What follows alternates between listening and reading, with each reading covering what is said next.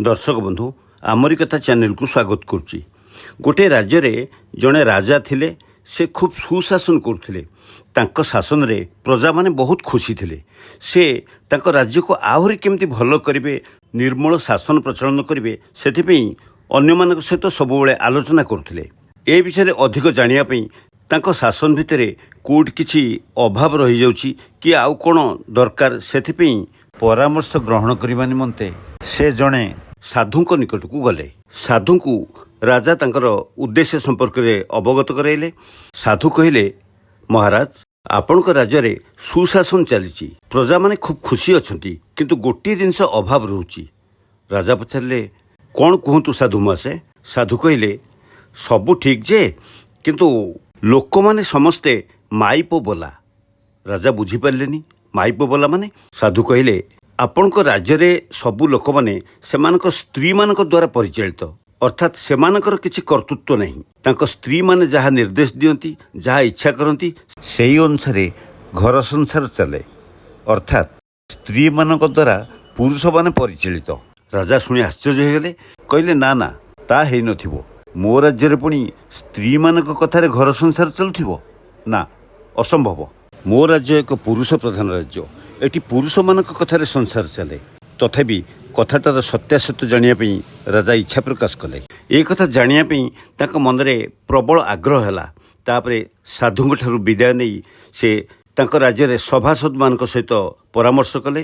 तांको राज्य रे को लोक माने तांको स्त्री मानक निर्देश रे संसार परिचालना करूचंती एवं को लोक माने निजे संसार चलाउचंती, से विषय जानिया पई तांकर आग्रह सृष्टि हैला। एथिपई गोटे से परीक्षा करिया पई चिंता कले। से किछि सेओ एवं घोड़ा मानक आनी रखिबा पई अनुचर मानक निर्देश देले। घर संसार स्वामी कथारे ना स्त्री कथारे परिचालित होउची, ताहा परीक्षा करिया पई राजा दिने सभारे प्रस्ताव रखिले। जार घर स्त्री कथारे परिचालित ताकू सेओ दियाजिबो एवं जार घर स्वामी कथारे परिचालित ताकू घोड़ा देई पुरस्कृत करिया पे स्थिर हैला।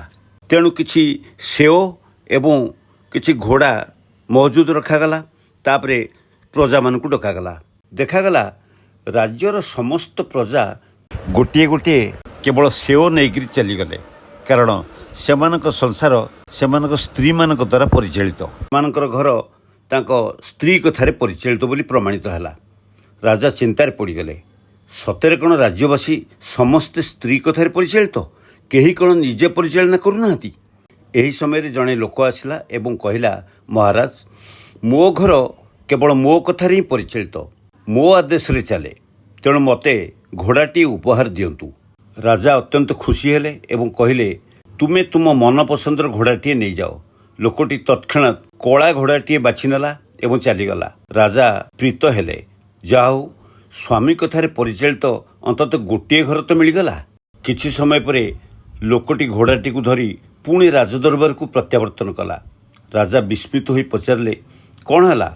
पुणी फेरी आसिल कहीं? लोकटी मन दुखरे कहला, महाराज मो स्त्री कहले कला घोड़ाटा भल नुहे, कला घोड़ा नहीं लाभ नहीं, अशुभ, तेणु जाओ एटा फेरे दी धड़ा घोड़ाटीए नहीं आसब। राजा सामान्य हसी दे कहले, घोड़ाटी को रखिदियो और सेओटीए नहीं जाओ। लोकटी आश्चर्य होई चाहिला। एमिति रे राति होई गला। समस्ते गोटे गोटे केवल सेओ नैकरी चलीगले, कारण सेमानक संसार सेमानक स्त्री मानक द्वारा परिचालित। मध्यरात्रि रे महामंत्री राजांक पाखक आसिले। राजा पचारे, कुह महामंत्री, ए असमय रे तमे कुआडे आसिलो? मंत्री कहले, महाराज धृष्टता मार्जना करिवे। आपण पुरस्कार पई घोड़ा एवं सेओर व्यवस्था रखिचंती, किंतु घोड़ा और सेओ बदल रे जदि किछि शस्य सुना रूपा एसबू को पुरस्कार स्वरूप रे रखि थांते, किछि दिन लोक माने खाई थांते एवं अलंकार सबू व्यवहार करि थांते, सेमानकर काम रे आस्थांता। राजा चिंता करी कहले, मु एसबू पुरस्कार रखिबा को चाहुथिली, किंतु महारानी कहले घोड़ा और सेओ ठीक अछि। तेणु मंत्री स्मित हास्य दे कहले, महाराज आपणक पई गोटे सेओ काढ़ी देबी? राजा कहले, मंत्री तुमे तो काली सकाळ दरबार रे मते एकथा कहि परथांत, एते राति रे कष्ट करी आसी कहबा कोन दरकार थिला? मंत्री कहले, महाराज मु भी सेया चाहुथिली, किंतु ମୋ ଧର୍ମପତ୍ନୀ କହିଲେ ଯାଅ ରାଜାକୁ ଏବେ ହିଁ ଏହି ପ୍ରସ୍ତାବଟି ଦେଇ ଆସ। ତେଣୁ ମୁଁ ଆସିଲି। ରାଜା କହିଲେ ତୁମେ ବି ତୁମ ସ୍ତ୍ରୀ କଥାରେ ପରିଚାଳିତ? ଠିକ୍ ଅଛି ମନ୍ତ୍ରୀ, ତୁମେ ସେଓ ନେଇକି ଯିବ ନା ମୁଁ ତୁମ ଘରକୁ ପଠାଇ ଦେବାର ବ୍ୟବସ୍ଥା କରିବି? ଏଥିରୁ ପ୍ରମାଣିତ ହେଲା ରାଜା, ମନ୍ତ୍ରୀ ଏବଂ ସମସ୍ତ ପ୍ରଜାମାନେ ସେମାନଙ୍କର ସ୍ତ୍ରୀ କଥାରେ ହିଁ ପରିଚାଳିତ। ଦର୍ଶକ ବନ୍ଧୁ, ଭିଡ଼ିଓଟି କେମିତି ଲାଗିଲା ଆପଣଙ୍କର ମତାମତ ଦେବେ ଏବଂ ଚ୍ୟାନେଲଟିକୁ ସବସ୍କ୍ରାଇବ୍ କରିବା ସହିତ ଲାଇକ୍ ଓ ସେୟାର କରିବେ। ରହୁଛି, ଧନ୍ୟବାଦ।